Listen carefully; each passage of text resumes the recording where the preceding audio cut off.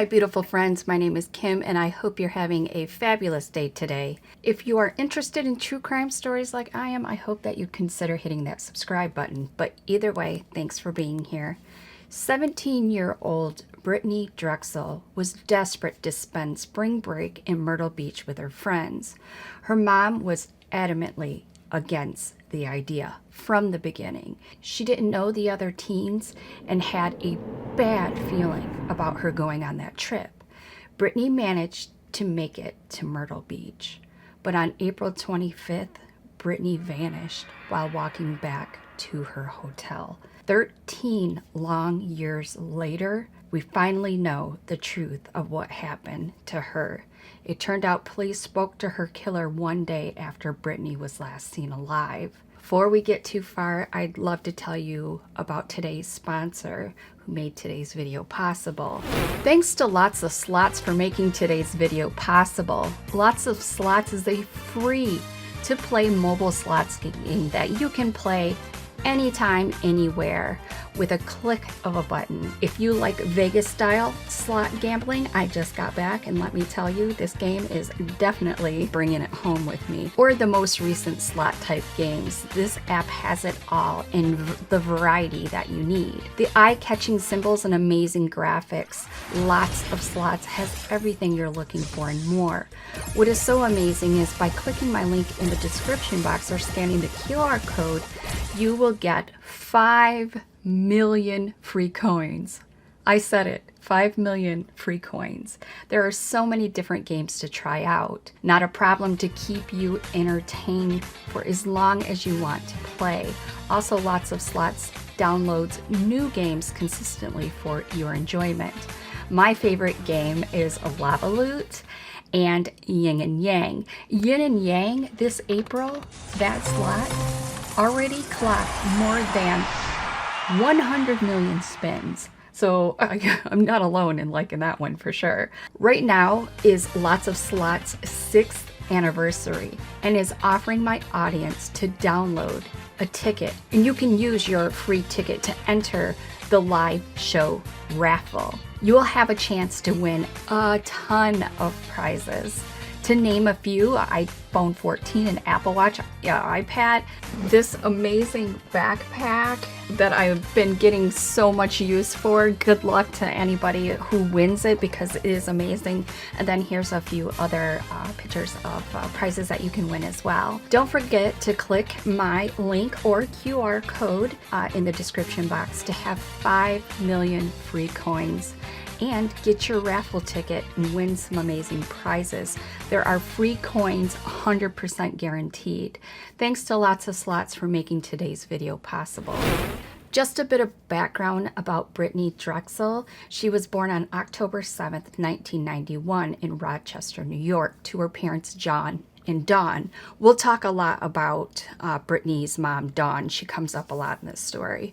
Her father was Turkish, and he and Dawn were just teens when they had Brittnee. Not long after Brittnee was born, Dawn married Chad Drexel.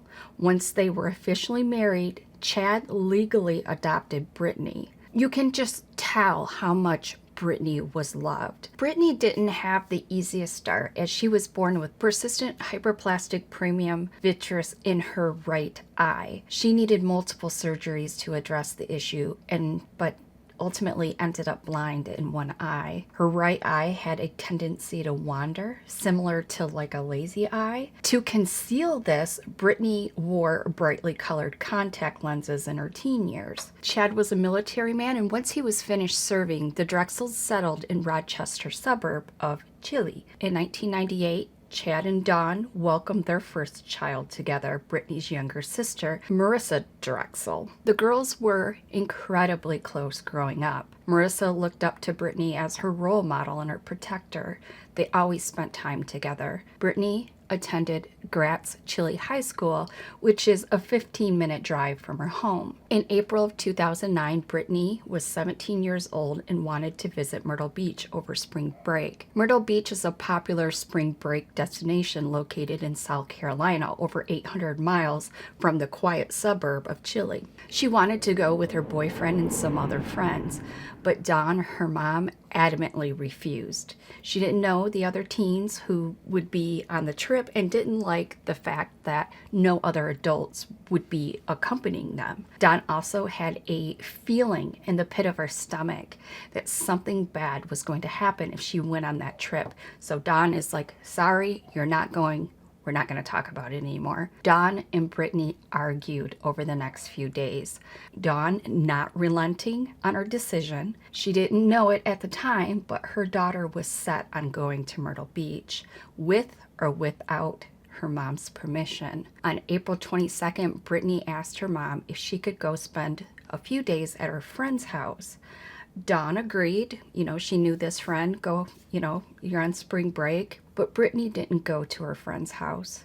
She went to Myrtle Beach, South Carolina, to have some fun with her friends. It took the group Brittnee was with 3 days to get to Myrtle Beach. They were booked into the Bar Harbor Hotel, which is an affordable beachfront hotel within walking distance of the Myrtle Beach boardwalk. When Brittnee arrived, she called her mom and told her that she was on the beach. This didn't strike Dawn at all as odd, since she assumed that Brittnee was talking about Lake Ontario shoreline that borders Rochester. Brittnee was ready for some fun in the sun and a good time partying with her friends. At around 8 p.m. that same night, Brittnee left her friends at the Bar Harbor Beachfront Hotel to visit another longtime friend who was staying about a mile and a half away at Blue Water Resort. The route took her down South Ocean Boulevard, but security cameras were able to confirm that Brittnee made it to the Blue Water Resort.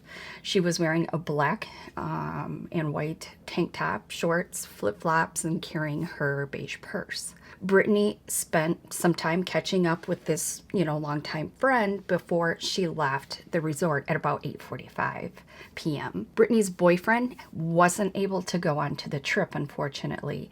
He had some work commitments, so he just couldn't make it. But he and Brittnee stayed in contact during their trip, down. They had been texting after she left her friend at Blue Water Resort, and Brittnee told him that she was on her way back to the hotel.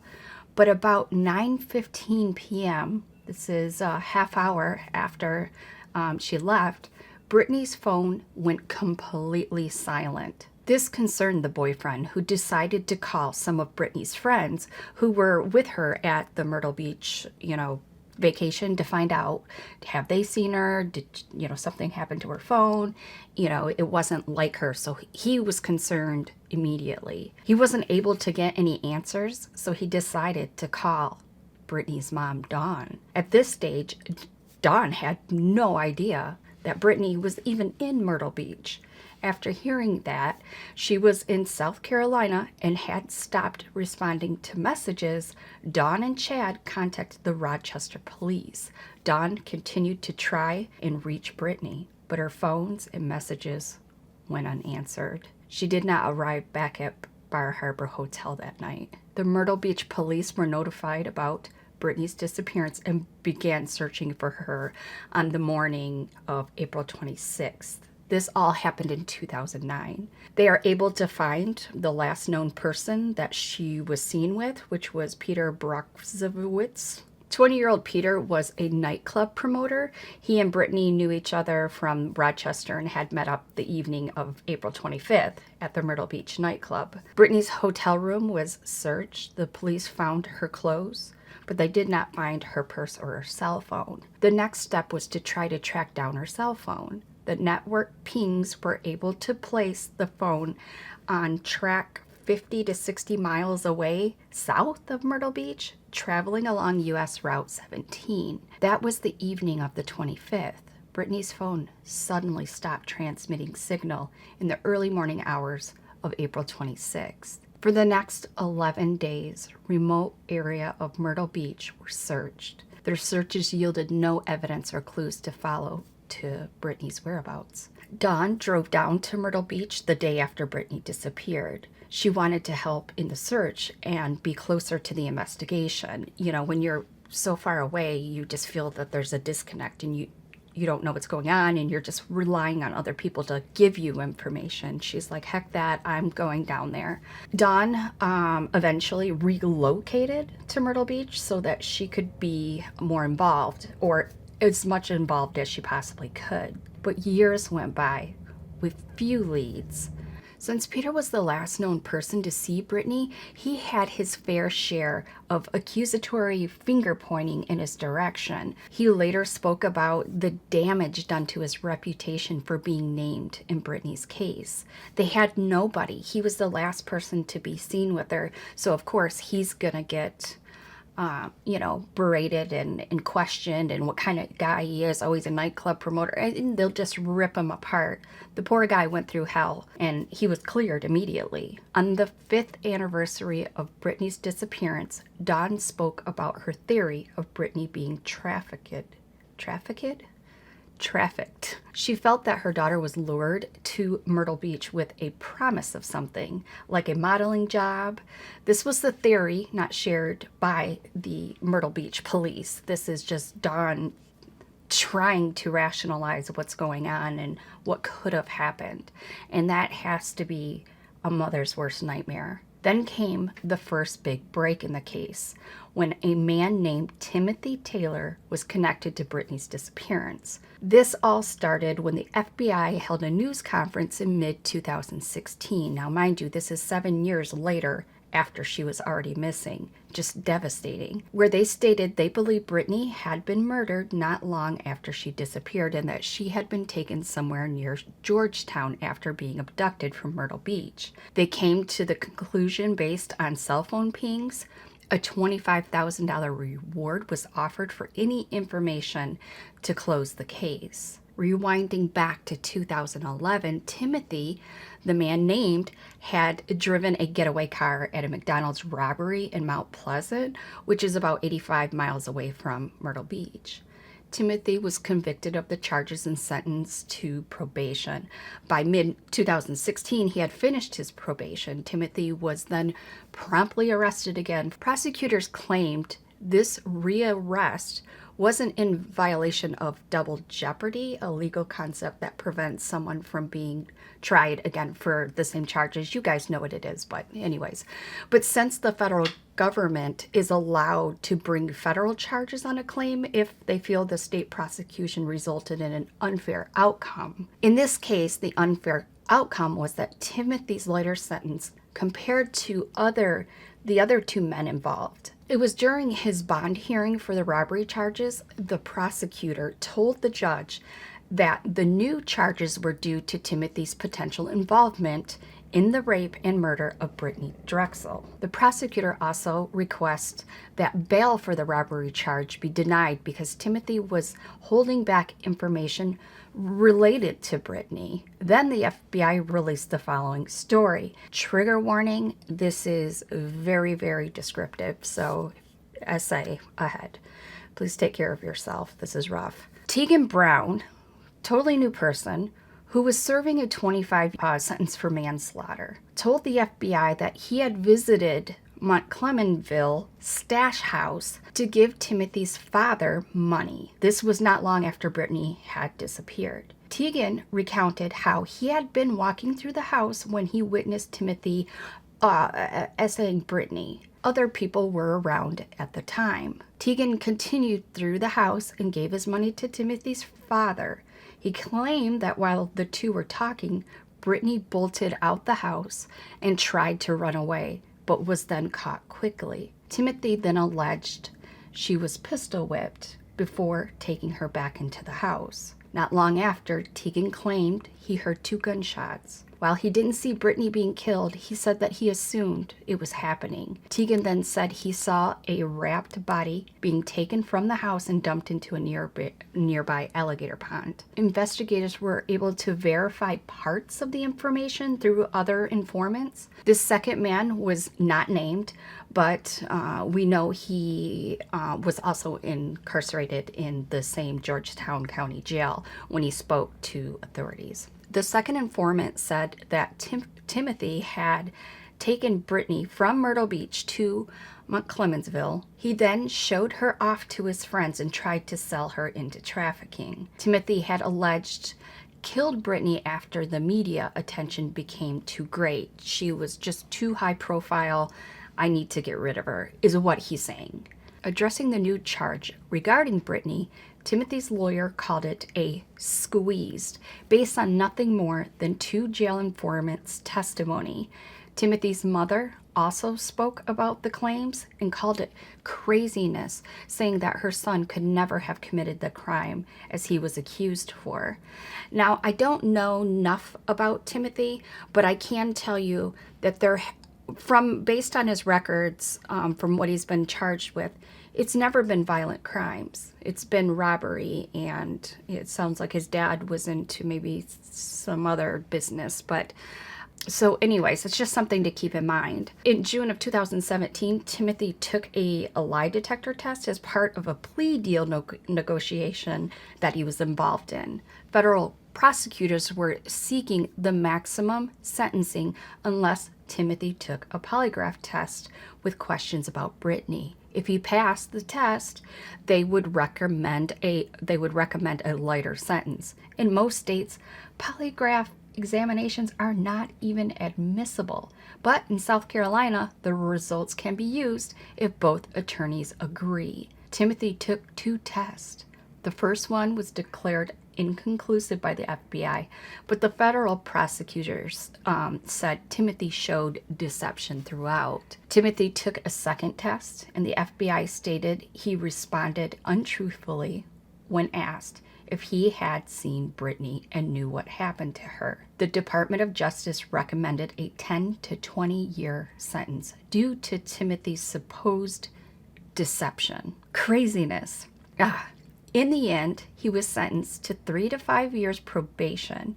It is hardly likely he would have been convicted, on the testimony of 2 convicted felons without any really solid evidence.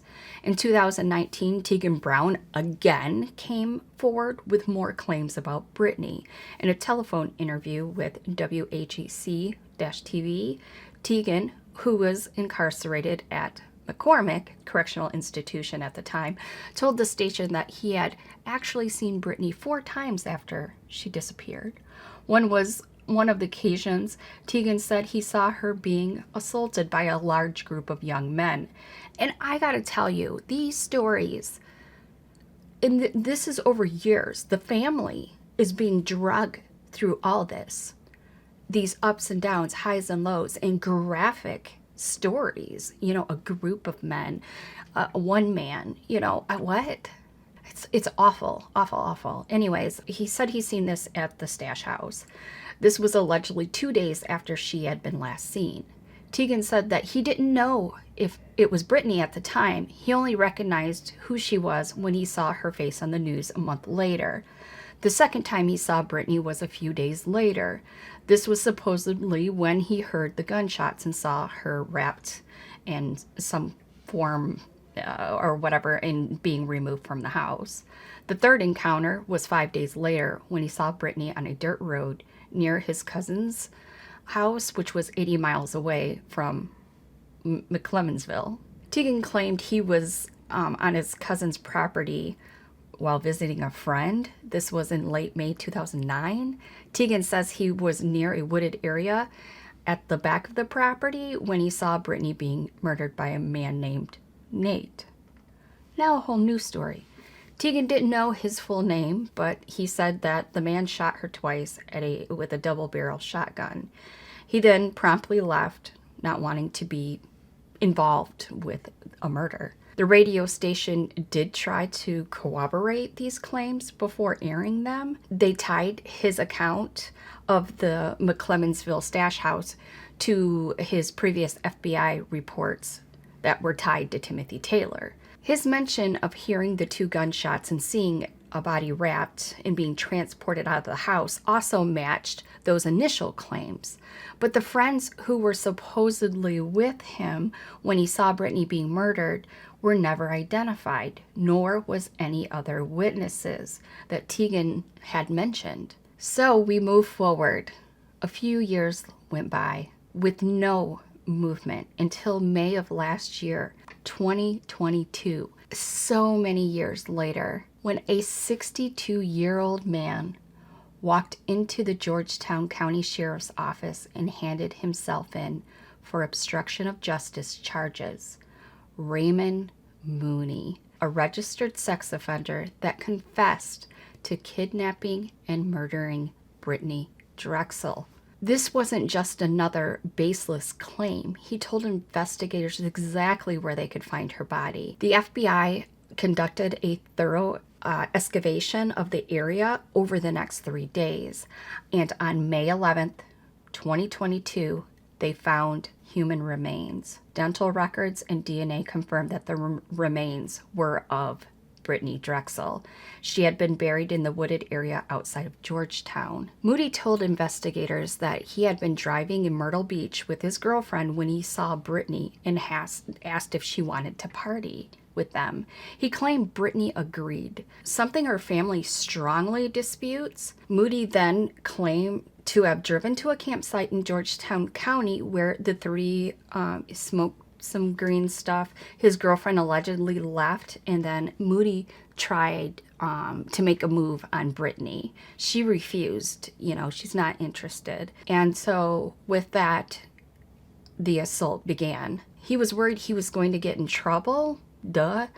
And so he just decided to strangle Brittnee before wrapping her body in a blanket and hiding her in the woods. Mooney later returned to the area and then buried Brittnee. That same day, police had stopped Moody for speeding in a nearby town of Surfside. 2 years later, he was identified as a potential person of interest in the case. Raymond Mooney was charged with kidnapping, first-degree sexual misconduct, and murder. On October 19, 2022, he pled guilty to all charges, and he was sentenced to life in prison with 2 additional terms of 30 years to be served consecutively. What a turn of events. They would have never caught him if he didn't go into the police station. It is just wild. I guess I can't say they would have never caught him, but it didn't really seem like they had much to go on. For over a decade, those who knew and loved Brittnee were left wondering, worried what had happened to her, who she might be with. Is she in this long-term sex trafficking ring?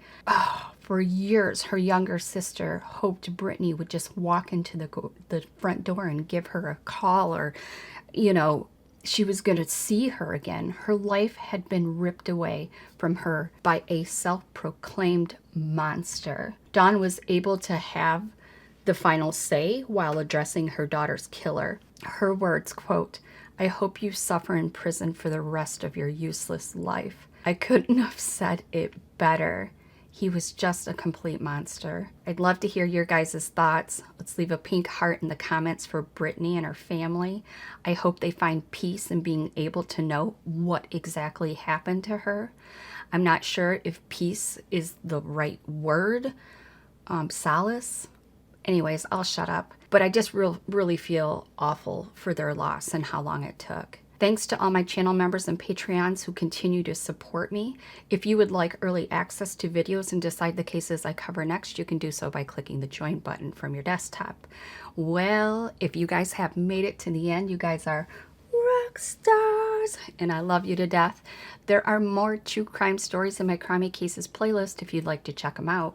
Stay safe, my loves, and remember, if you see something, say something. Bye.